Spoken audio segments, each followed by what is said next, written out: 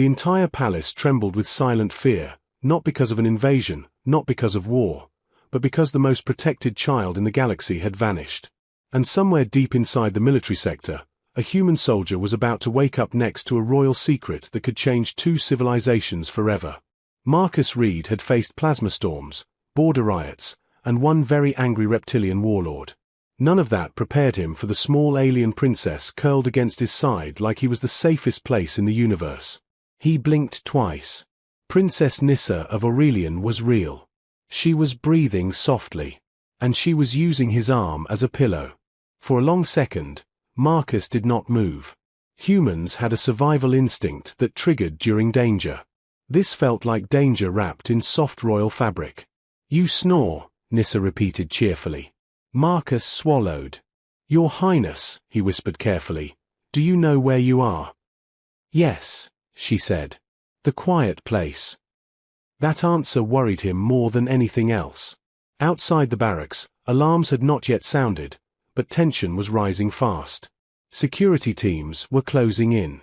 Military channels buzzed with confusion. The Queen herself was on her way. Marcus knew one thing clearly. If the royal guard stormed in and saw the princess sleeping beside a human soldier without explanation, this could become a diplomatic disaster of historic size. He slowly sat up. Nyssa blinked and looked around with mild curiosity. "Are you in trouble?" she asked. "Possibly," Marcus admitted. Far across the palace, Queen Elra moved like controlled lightning. Her face remained calm, but her eyes were sharp. She was not just a ruler at this moment. She was a mother who had searched for hours through corridors, gardens, archives, and outer defense wings. "Location confirmed," High Marshal Threx said in her mind. "Barracks sector. Human division." The Queen did not slow down. When she entered the military corridor, human soldiers snapped to attention immediately. The air felt heavier. Even the machines seemed to quiet themselves. Marcus heard the approaching steps before he saw anyone. His human instincts told him something powerful was coming. The door opened. Queen Elra stood there, tall, radiant, and terrifyingly composed. Her eyes scanned the room. They stopped on her daughter. Nyssa waved happily. "Mother! You found me." For a moment, no one breathed. Marcus stood straight, shoulders back. "Your Majesty," he said clearly. She was safe the entire time. The Queen's gaze shifted to him. It was not anger. It was calculation. "Explain," she said. Marcus did not panic. Humans had survived on a dangerous planet for thousands of years. They had learned how to stay calm when predators stared at them. "She came here on her own," he said. "She wanted quiet. She wanted to be somewhere no one treated her like a symbol." The room went still. Nyssa tugged at her mother's robe. "They talk too much," she said simply. "He doesn't." A faint murmur passed through the guards. Queen Elra looked at her daughter, then back at Marcus. "You allowed her to sleep beside you?" Marcus nodded once. "Yes, Your Majesty. I made sure no one disturbed her." "Why?" It was a simple question. Marcus answered simply. "Because she looked tired." The Queen's ears shifted slightly, a sign of emotional movement only those close to her would recognize. Hours of searching. Fear held behind royal discipline. Political disaster narrowly avoided. And this human soldier had done nothing more than offer quiet. Nyssa slipped off the bunk and stood between them. "He smells like metal and sun," she declared proudly. "It is better than perfume." A few human soldiers tried very hard not to smile. The Queen studied Marcus again. Humans were new allies. Creative. Unpredictable. Often reckless. But loyal in strange ways. "You understand," Elra said slowly, "that if harm had come to her." Marcus met her gaze without arrogance. It didn't. Silence stretched. Then something unexpected happened. Queen Elra lowered her posture slightly, not in surrender, but in acknowledgement. "You protected what you did not fully understand," she said. "That is rare." Marcus hesitated, then spoke carefully. "With respect, Your Majesty, Humans understand children. That answer carried weight. For centuries, galactic powers had viewed humans as adaptable but chaotic. Too emotional. Too impulsive. Too independent. But in that moment, the truth stood clearly in a simple barracks room. Humans understood something fundamental. They understood care. Nyssa reached for Marcus's hand. "Can he visit the loud room next time?" she asked her mother. "He does not talk fancy." The Queen almost smiled. "We will discuss that," she replied. But before the moment could fully settle, an alert flashed across the corridor display panels. Unidentified vessels entering upper orbit. All heads turned upward instinctively, as if they could see through metal and atmosphere. High Marshal Threx's voice cut sharply across internal channels. "Unknown fleet signature. Formation aggressive." The room shifted instantly from reunion to crisis. Marcus felt the air change. Humans were very good at recognizing that shift. Queen Elra straightened fully now. Mother transformed back into ruler. "Origin," she demanded. "Not registered to any allied system." A pause. Then the word that chilled even veteran soldiers. Dravari. The Dravari were not diplomats. They were conquerors. And they had chosen this exact moment to arrive. Marcus looked at the princess. Then at the Queen. Then at the tactical display flashing above. He had been planning to sleep for 2 minutes. Instead, he found himself standing at the beginning of something much larger. Queen Elra turned to him once more. "You said humans understand children." "Yes, Your Majesty." "Good," she said quietly. "Because today, you may need to help protect an entire civilization." Outside, in orbit, dark ships shifted into attack formation. Inside the palace, fear tried to take control. But humanity had a long history with impossible odds. And this time, they were not just protecting one princess. They were about to defend a world. The Dravari fleet entered orbit like a shadow that believed it owned the sun. Their ships were not beautiful. They were not elegant. They were weapons with engines. Black hulls cut with glowing scars, heavy cannons mounted like claws, and thick armor designed to survive the kind of fire that turned moons into dust. They drifted into position over Aurelian's capital as if the planet beneath them was already conquered. Inside the palace, the air went cold. Queen Elra did not raise her voice. She did not show fear. She did what rulers did when fear tried to climb into their bones. She made decisions. "Evacuate the Grand Hall first," she ordered. "Seal civilian routes. Move diplomats to protected chambers. Bring the Defense Council online." High Marshal Threx nodded, transmitting orders down every corridor. The palace that once hummed with celebration now hummed with lockdown. Marcus Reed stood beside a wall screen showing orbital paths, energy readings, and threat probability. Humans did not have royal palaces that adjusted gravity politely. Human defense systems were usually built in bunkers or rusting ships. But danger was danger. Numbers were numbers. And those numbers looked bad. Aurelian had defense arrays. Yes. Shield projectors, orbital cannons, drone fleets. But this was not a normal raider group. This was Dravari. A species that did not negotiate. A species that took planets, stripped them, and left empty skies behind. They claimed it was order. The galaxy called it hunger. Queen Elra turned to Marcus. "You are not assigned to this command center," she said. "No," Marcus replied. "But I'm here." Her eyes narrowed slightly.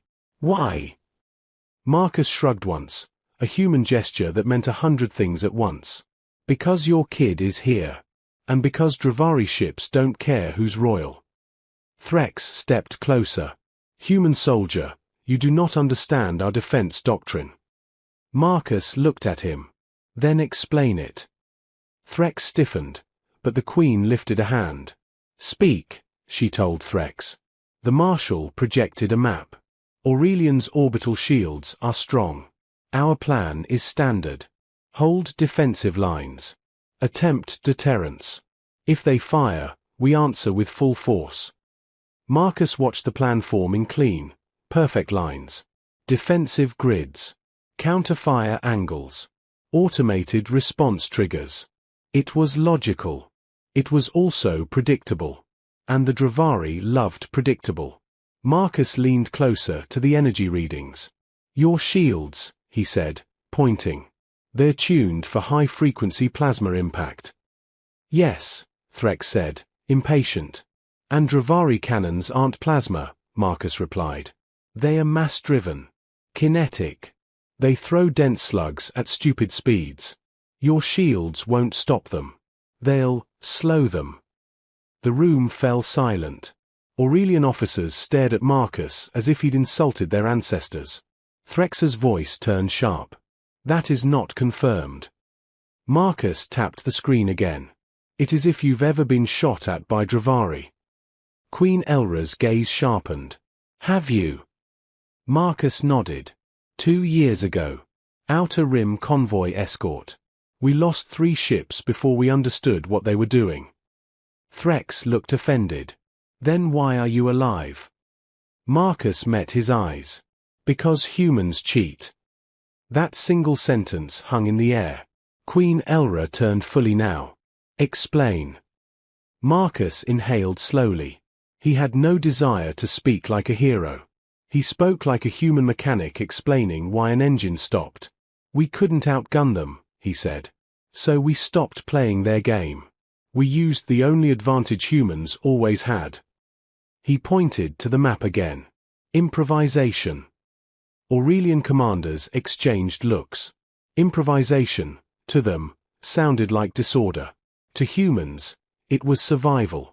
Dravari ships rely on intimidation, Marcus continued. They enter orbit, show force, break morale, then strike.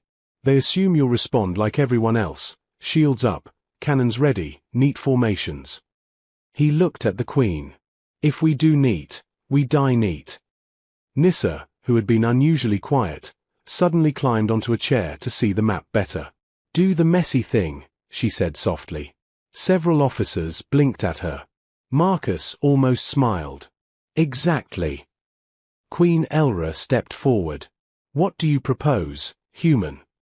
Marcus stared at the defense grid, then at the palace infrastructure list on a side panel. His eyes paused on something labeled, gravity regulators, outer sectors. He remembered the supply closet with spare units. He remembered the soldiers joking about losing gravity in Section 4. And an idea clicked into place the way broken things sometimes became useful in human hands. You control local gravity, Marcus said. Threx frowned. By polite fractions, yes. For visitor comfort. Marcus shook his head. Not polite fractions. I mean, can you spike it? Silence. Threx's ears shifted in disbelief. That would be catastrophic in civilian areas. Not in civilian areas, Marcus said quickly. In the upper atmosphere. In the orbital approach lanes. The Queen's eyes narrowed. You want to change gravity, in space. Marcus nodded. Not globally. Locally. Like invisible potholes in orbit. Threx's voice rose. You cannot create gravity wells large enough to affect Dravari ships. Marcus pointed at the map again. Not like a black hole. Like turbulence. Just enough to throw off their aim. Just enough to mess with their targeting algorithms. Dravari weapons calculate clean trajectories. Their whole doctrine assumes physics will behave. He leaned in. Make physics misbehave. The Aurelian commanders looked horrified. Humans in the room looked interested. Queen Elra stayed still for a long moment. Then she asked the dangerous question. Can it be done? Threx hesitated. The regulators could be overclocked, but the risk of system failure. We're already facing failure, Marcus said. We just haven't admitted it. The Queen took a single step closer to the display. If we do this, what happens? Marcus exhaled. Their slugs won't hit where they think. Their ships won't drift clean. Their fleet formation will break. Their commanders will panic because Dravari don't adapt quickly. They dominate by repeating what always worked. He glanced at Nyssa. And if we break their rhythm, we get a chance. Queen Elra turned toward Threx. Authorize it, she said. Threx stiffened. Your Majesty. Authorize it, she repeated, sharper now. Threx obeyed. Orders fired through the network. Technicians rushed into gravity control stations. Engineers stared at energy limits like they were staring into an abyss. The palace's elegant systems, built for diplomacy, began transforming into a weapon. Marcus didn't stop there. He pointed at the orbital cannon systems. Your cannons are strong, but they're fixed patterns. Dravari will read them. Aurelian gunners bristled. Marcus raised both hands in peace. Not an insult. But humans learn something the hard way. If your enemy studies your moves, you stop moving like a machine. He turned to the nearest human communications officer. Can we patch their firing logic? The officer blinked. You mean rewrite Aurelian targeting code? Marcus nodded. Yes. That's illegal, the officer whispered. Marcus shrugged. So is invasion. Queen Elra watched him with something close to disbelief. In her world, systems were sacred. Protocols were stability. Laws were the bones of civilization. Humans treated systems like tools. And tools could be bent. Threx leaned in toward the Queen. This is reckless. Queen Elra replied without looking away from Marcus. It is unfamiliar. Then she added something that surprised even her own council. And unfamiliar has saved us before, when familiar failed. Outside, the Dravari fleet transmitted a single message across all frequencies. It was not a demand. It was a sentence spoken like a final judgment. Surrender your heir. Your planet will be spared. Nyssa's ears flattened. She did not cry. She did not shake. But she moved closer to Marcus without thinking. Marcus looked down at her. Hey, he said quietly, you okay? Nyssa stared at the screen where the message glowed. They want me because I am small, she said. Marcus shook his head. They want you because you matter. She swallowed. And will you give me to them? Marcus didn't hesitate. No. The word landed with a weight that made the air feel different. Queen Elra's eyes flicked to him. She saw something she did not fully understand. Humans were fragile in body compared to many species. But their refusal, their stubborn, burning refusal, was terrifyingly strong.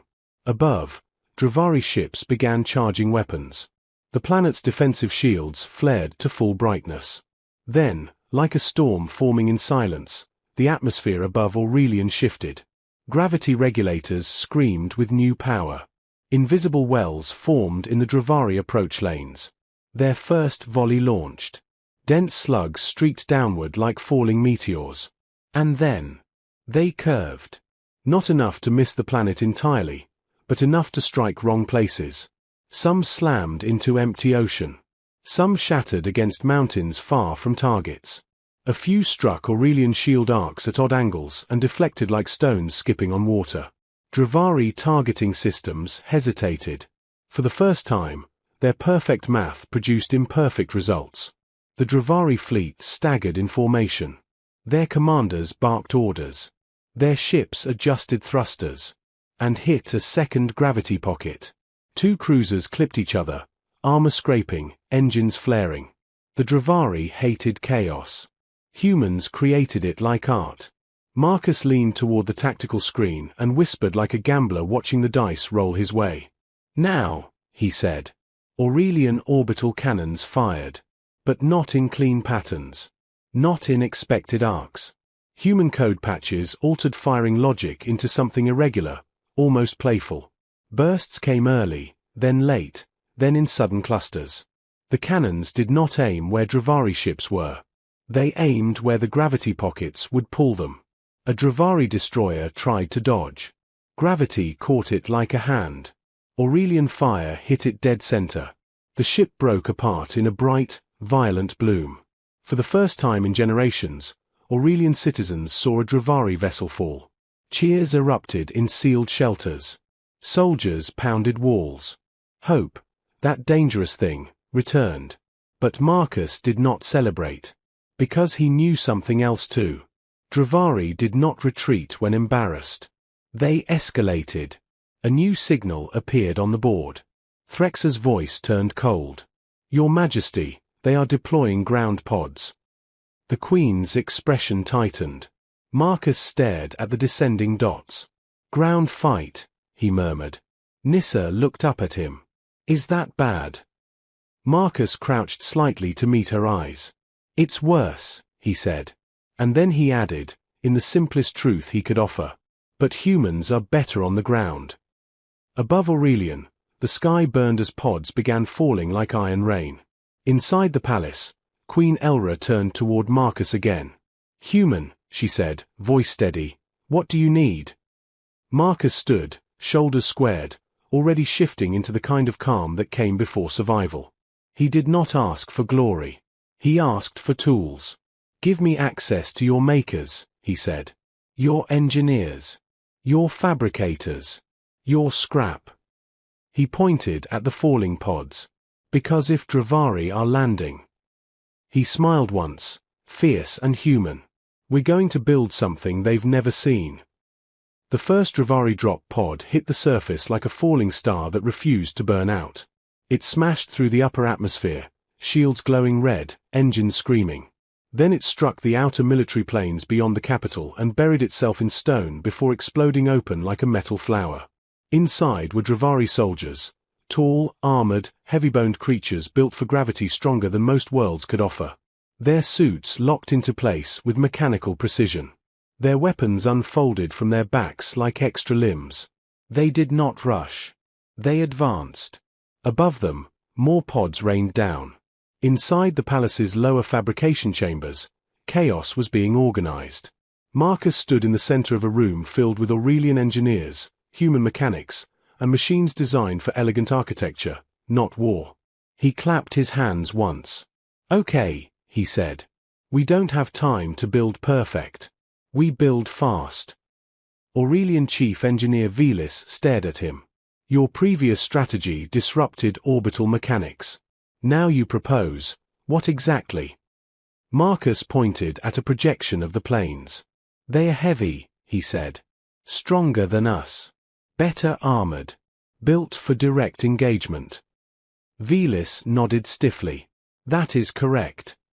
So we don't engage directly, Marcus replied. He turned to a human technician. Pull up city infrastructure grid. A map appeared, power lines, transport tunnels, irrigation systems, maintenance conduits. Marcus's finger traced a wide arc outside the capital walls. They'll march straight toward population centers. They always do. Psychological dominance. Yes, Velis said slowly. Marcus grinned. Then we make the ground lie to them. The room went quiet. He zoomed in on irrigation channels beneath the plains. These are pressure-fed water lines, right? Velis nodded. For agricultural zones. Can they reverse flow? With modification. Good, Marcus said. Because we're going to flood the battlefield. Aurelian officers exchanged confused looks. Flooding will not stop Dravari armor, Velis objected. Marcus shook his head. Not water. He pulled another schematic, industrial cooling reserves, construction polymers, emergency sealants. We mix this, he said, highlighting compounds, into the water. Fast hardening bonding foam. The kind you use to seal hull breaches. Velis's eyes widened slightly. You want to turn the planes into adhesive terrain. Yes, Marcus said simply. Sticky enough to slow them. Not enough to trap civilians later. Controlled release. A human engineer laughed quietly. You're turning their advance into a glue trap. Marcus shrugged. Humans survived predators way bigger than us. We learned something early. He looked around the room. If you can't outrun it, make it trip. Outside the city walls, Dravari units marched in tight formation. Their boots crushed stone. Their scanners mapped terrain in perfect lines. They expected resistance. They expected fear. They did not expect the ground itself to change. High above, Queen Elra watched through a tactical feed. Her hands were clasped behind her back. Her expression was steady, but inside, she felt something strange. Not fear. Anticipation. Flood channels activated, Threx reported. On the plains, small vents opened silently. Clear liquid began seeping across the dry ground. Dravari sensors registered moisture. Their commanders ignored it.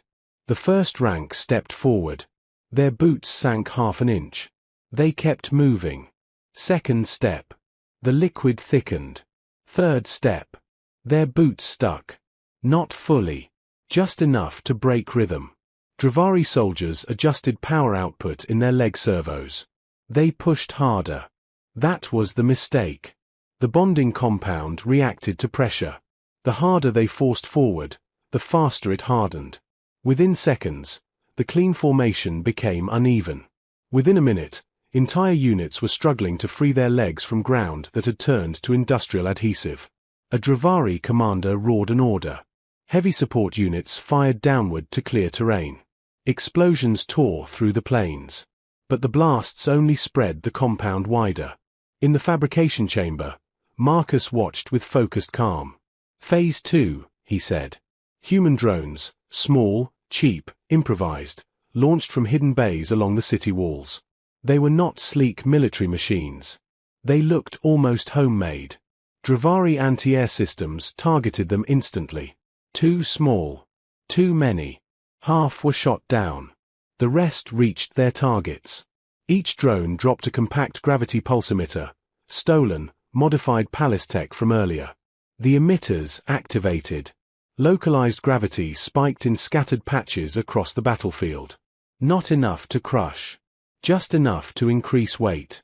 Dravari soldiers, already stuck, suddenly felt their armor double in burden. Several fell. And when Dravari fell, they fell hard. The ground held them. Their own weight pinned them. Inside the palace, young Princess Nissa stood beside her mother, watching the screen with wide eyes. "Is this the messy thing?" she asked softly. Queen Elra allowed herself the smallest smile. "Yes," she said. "This is the messy thing." Dravari commanders adjusted again.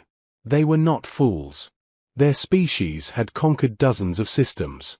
Heavy artillery units began calibrating for long-range bombardment of the capital itself. Marcus saw it instantly. "They're switching to city targeting," he said. Velis stiffened. "Our shields are strained from orbital defense." Marcus nodded once. "Good." Velis stared at him. "Good." Marcus looked at the city's energy grid. All that gravity manipulation? It taught us something. He turned to the human communications officer. "Broadcast on open frequency." The officer hesitated. "To the Dravari." "Yes." The channel opened. Marcus stepped toward the transmitter. His voice carried across battlefield frequencies, translated instantly into Dravari language. "You miscalculated," he said calmly. On the plains, Dravari commanders paused at the unexpected transmission. "You thought this world relied on strength," Marcus continued. "You thought we would stand in lines and trade fire." He gestured toward the stuck soldiers, the broken formation. "We don't." He let a small silence settle. "Everything you see was built in hours. From scrap. From farming tools. From palace decoration systems." Queen Elra watched him closely. Marcus's tone did not carry arrogance. It carried certainty. "You pride yourselves on dominance," he said. "But dominance only works when your enemy plays by your rules."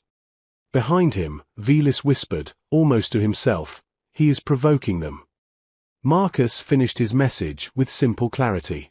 "We make new rules." The channel closed. For several seconds, nothing happened. Then Dravari artillery locked onto the palace. Energy signatures spiked. Marcus's eyes flicked to Velis. "Now."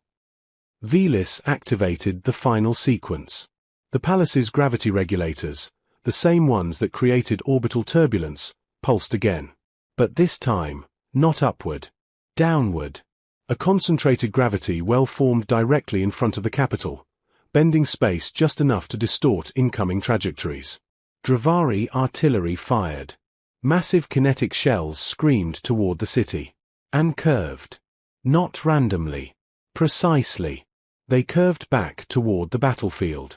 Toward the immobilized Dravari units. The impact was devastating. Shockwaves rolled outward. Adhesive ground hardened fully under pressure. Dravari formations shattered. Silence followed. On the tactical screen, red enemy indicators blinked out one by one. Remaining Dravari ships in orbit hesitated. They had lost ground forces. They had lost a destroyer. Their orbital advantage was compromised. For the first time in recorded history, a Dravari assault had stalled. Inside the palace command center, no one cheered at first. They stared. Then the realization spread like sunrise. They had not overpowered the invaders. They had outthought them. Queen Elra turned slowly toward Marcus. "You redirected their own weapons," she said. Marcus nodded. "Humans learned something else early," he replied. "When something tries to crush you." He looked back at the screen where the battlefield smoldered. Sometimes you just step aside. In orbit, the remaining Dravari fleet shifted formation. Then, without another word, they withdrew. No surrender message. No threat. Just retreat. Across Aurelian, citizens emerged from shelters. Soldiers helped one another stand. Engineers stared at their own hands in disbelief. Princess Nissa tugged at Marcus's sleeve. "Did we win?" Marcus looked at her, then at the Queen. Queen Elra answered first. "We survived," she said. Marcus smiled slightly. "Same thing," he added. The galaxy would study this battle for decades. Not because of overwhelming firepower. Not because of superior numbers. But because one species, young, messy, creative, refused to fight the way it was expected to. And in doing so, changed the rules. High above the recovering city, stars shimmered peacefully again. But somewhere in deep space, Dravari commanders were already rewriting their own calculations. Because now they knew something dangerous. Humans did not need to be the strongest force in the galaxy. They only needed time. And imagination.